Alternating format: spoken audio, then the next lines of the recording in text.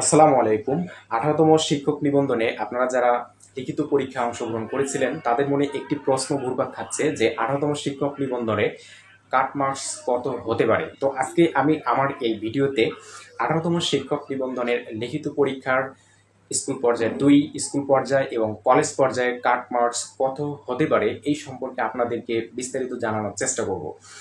তো পুরো ভিডিওটি কন্টিনিউ করবেন, তাহলে আপনাদের এই 18তম শিক্ষক নিবন্ধনের কাটমার্ক সম্পর্কে যে কনফিউশন রয়েছে, যে প্রশ্ন রয়েছে, আপনাদের এর উত্তর আপনারা পেয়ে যাবেন ইনশাআল্লাহ। তো চলুন ভিডিওটি শুরু করি। তার আগে আপনাদের কাছে একটি রিকোয়েস্ট, যারা আমার চ্যানেলটি এখনো পর্যন্ত সাবস্ক্রাইব করেননি তারা অবশ্যই সাবস্ক্রাইব করে পাশে থাকা বেল আইকনটি বাজিয়ে রাখবেন পরবর্তীতে গুরুত্বপূর্ণ ভিডিওগুলো পাওয়ার জন্য।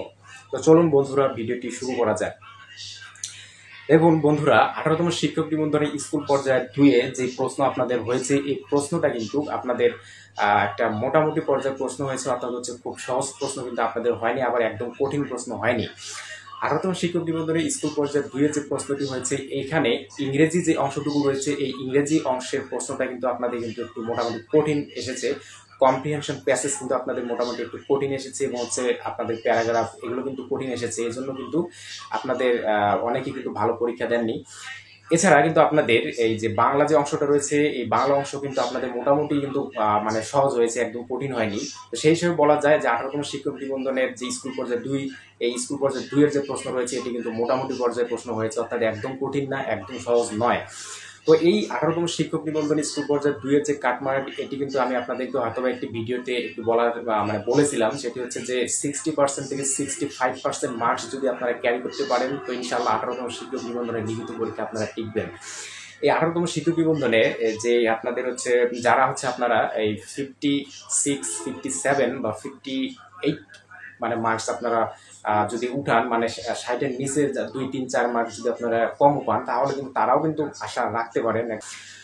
এরপরে আমি যেটি বলবো সেটি হচ্ছে যে 18তম শিক্ষক নিবন্ধনে কিন্তু আমি যে সাজেশনগুলো আপনাদেরকে দিয়েছিলাম ওই সাজেশনগুলো থেকে কিন্তু প্রায় 50 থেকে 55 মার্কস কিন্তু আপনাদের কমন এসেছিল।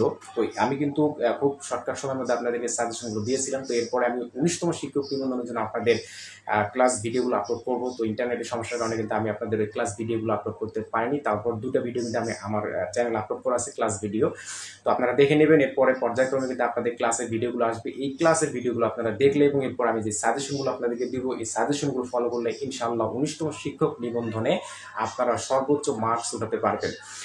তো স্কুল পর্যায়ে 2 আলোচনার শেষে এখন আমি আপনাদের সঙ্গে স্কুল পর্যায় সম্পর্কে আলোচনা করি, একটু স্কুল পর্যায়ে কাটমার্ক সম্পর্কে। এবং স্কুল পর্যায়ে কাটমার্ক সম্পর্কে আলোচনা করার আগে আরেকটি বিষয় বলি, সেটি হচ্ছে যে শিক্ষক নিবন্ধনে পাস মার্ক কিন্তু আপনাদের এই লিখিত পরীক্ষা 40%, কিন্তু 40% মার্কস পেয়ে কিন্তু আপনারা কিন্তু মানে টিকতে পারবেন না, যেহেতু এখানে মার্কস বেশি উঠাতে হবে। এখানে আরেকটা জিনিস মনে রাখতে হবে, সেটি হচ্ছে যে আপনার প্রশ্ন সহজ হলে আপনাদের বেশি মার্কস পেতে হবে, কম মার্কস কিন্তু আপনারা টিকতে পারবেন না। আর যদি প্রশ্ন যদি আপনাদের মানে কঠিন হয় তাহলে কিন্তু আপনাদের কিন্তু কম মার্কসে টিকতে পারবেন। তো এই বিষয়টি আমি আপনাদেরকে জানিয়ে রাখলাম। এখন হচ্ছে আমি আপনাদের সঙ্গে হচ্ছে স্কুল পর্যায়ে সম্পর্কে যেটি আলোচনা করবো কাটমার্কসে, সেটি হচ্ছে যে স্কুল পর্যায়ে আপনারা অ্যাভারেজে ধরে রাখতে পারেন 70% যদি মার্কস আপনারা উঠাতে পারেন, 70% মার্কস উঠাতে পারলে আপনারা ইনশাআল্লাহ স্কুল পর্যায়ে কিন্তু আশা রাখতে পারেন। আমি কলেজ পর্যায়ে যেটি বলবো সেটি হচ্ছে যে কলেজ পর্যায়ে মানে আমি 3টি গুরুত্বপূর্ণ সাবজেক্ট সম্পর্কে বলে, একটি হচ্ছে বাংলা, একটি হচ্ছে ইংরেজি এবং আরেকটি হচ্ছে গণিত। এই 3টি গুরুত্বপূর্ণ সাবজেক্টে আমি যেটি বলবো যে কাটমার্ক সম্পর্কে।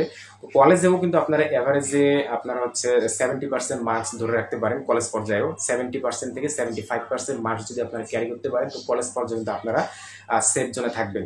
এখানে এই কলেজ পর্যায়ের আপনাদের ইংরেজি যেই সাবজেক্ট রয়েছে, অর্থাৎ আপনারা যারা ইংলিশ সাবজেক্টে পরীক্ষা দিয়েছেন, অর্থাৎ ইংরেজি সাবজেক্ট নিয়ে যারা অনার্স করেছেন এবং ইংরেজি সাবজেক্টে আপনারা কিন্তু এই লিখিত পরীক্ষা দিয়েছেন, তো এই কলেজ পর্যায়ের ইংরেজি সাবজেক্টে কিন্তু যে প্রশ্নটা হয়েছে সেই প্রশ্নটা কিন্তু আপনাদের হচ্ছে মানে একদম কঠিন প্রশ্ন হয়নি, মোটামুটি লেভেলের একটা প্রশ্ন হয়েছে। সেজন্য কিন্তু এখানে আমি মনে করি যে আপনাদের 70% মার্কস যদি আপনারা মানে ইংরেজি সাবজেক্টে ক্যারি করতে পারেন তাহলে আপনারা 70% মার্কস ক্যারি করলে আপনারা ইনশাআল্লাহ টিকার সম্ভাবনা রয়েছে, সেফ জোন এটি আপনাদের জন্য আমি মনে করি। এরপর হচ্ছে বাংলার যে বিষয়টি বলবো সেটা হচ্ছে যে বাংলার যে প্রশ্নটি এটা কিন্তু মোটামুটি একটু হার্ড প্রশ্ন হয়েছে, তো সেজন্য কিন্তু এখানে আপনারা বাংলাতে কিন্তু 65% মার্কস আপনারা ধরে রাখতে পারেন। যদি আপনারা 65% মার্কস উঠাতে পারেন তাহলে আপনারা কিন্তু এখানে সেফ জোনে থাকার সম্ভাবনা রয়েছে। গণিতের বিষয়টি যেটি বলবো সেটি হচ্ছে গণিত সাবজেক্টে যারা পরীক্ষা দিয়েছেন, গণিতে কিন্তু আপনাদের যে প্রশ্ন মানে হয় যারা পরীক্ষা দেয় তারা কিন্তু মানে যারা ভালো পারে তারা কিন্তু সর্বোচ্চ মার্কস উঠায়, আর যারা একদম পারে না তো তারা কিন্তু দেখবেন মার্কস উঠাতেই পারে না। তার মানে গণিতে একটা প্রশ্ন রাইট হলে সেখানে কিন্তু ফুল মার্কস তারা পায়, আবার একটা প্রশ্ন ভুল হলে কিন্তু পুরো মার্কসটাই কাটা যায়। এজন্য কিন্তু যারা মার্কস পায় তারা দেখবেন যে সর্বোচ্চ মার্কস পেয়ে যায়। এজন্য কিন্তু গণিতে আপনাদেরকে সর্বোচ্চ মার্কস উঠাতে হবে। এখানে কিন্তু আমি মনে করি 75 থেকে 80% মার্কস যদি আপনারা উঠাতে পারেন তাহলে গণিতে আপনাদের জন্য সেফ জোন বলে আমি আশা রাখছি। আরেকটি কথা বলি সেটি হচ্ছে যে 18তম শিক্ষক নিবন্ধন লিখিত পরীক্ষা কিন্তু অংশগ্রহণ করার কথা ছিল 4 লাখের বেশি সম্ভবত পরীক্ষার্থী কিন্তু অংশগ্রহণ করার কথা ছিল। সেখান থেকে কিন্তু 1,30,000-এর মতো, প্রায় 1,30,000-এর মতো শিক্ষার্থী কিন্তু এখানে মানে পরীক্ষার্থী এখানে কিন্তু অংশগ্রহণ করেনি। এক্ষেত্রে কিন্তু আপনাদের ক্ষেত্রে এটি কিন্তু আপনাদের জন্য একটা প্লাস পয়েন্ট। আপনাদের মানে যদি এই 1,30,000 মানে পরীক্ষার্থী যদি পরীক্ষা দিত তাহলে কিন্তু আপনাদের এখানে কিন্তু আরও কম্পিটিশন বেড়ে যেত, তখন কিন্তু আপনাদের চান্স পাওয়ার সম্ভাবনাটা আরও কমে যেত। তো যেহেতু 1,30,000 পরীক্ষার্থী এখানে পরীক্ষা দেয় না, সেক্ষেত্রে কিন্তু আপনাদের জন্য অনেকটা এখানে চান্স রয়েছে। তো আশা করি আপনারা যারা আমি যেই কাটমার্ক সম্পর্কে আলোচনা করলাম বা যেই আপনাদের সেফ জোন সম্পর্কে আলোচনা করলাম যে কত মার্কস আপনারা পেলে আপনাদের জন্য সেফ জোন, এই মার্কস যদি আপনারা উঠাতে পারেন তাহলে ইনশাল্লাহ আমি মনে করি আপনাদের জন্য একটি সেফ জোন হবে।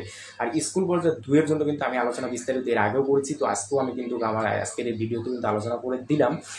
তো স্কুল পর্যায়ে 2 এবং স্কুল পর্যায়ে কলেজ পর্যায়ের জন্য কিন্তু 19তম শিক্ষক নিবন্ধনের জন্য আমার ভিডিও আসবে। তো আশা করি আপনারা সেই ভিডিওগুলো দেখবেন, তাহলে কিন্তু আপনাদের 19তম শিক্ষক নিবন্ধনে চান্স পাওয়াটা একদম সহজ হয়ে যাবে। তো আজকের ভিডিওটি এ পর্যন্তই। যাদের আমার আজকের এই ভিডিওটি ভালো লেগেছে তারা অবশ্যই একটি লাইক, একটি কমেন্ট এবং একটি শেয়ার করবে, এবং যারা এখনো পর্যন্ত চ্যানেলটি সাবস্ক্রাইব করেন অবশ্যই সাবস্ক্রাইব করে পাশে থাকা বেল আইকনটি বাজিয়ে রাখবেন। সবাই ভালো থাকবেন, সুস্থ থাকবেন। আল্লাহ হাফিজ। আসসালামু আলাইকুম ওয়া রাহমাতুল্লাহ।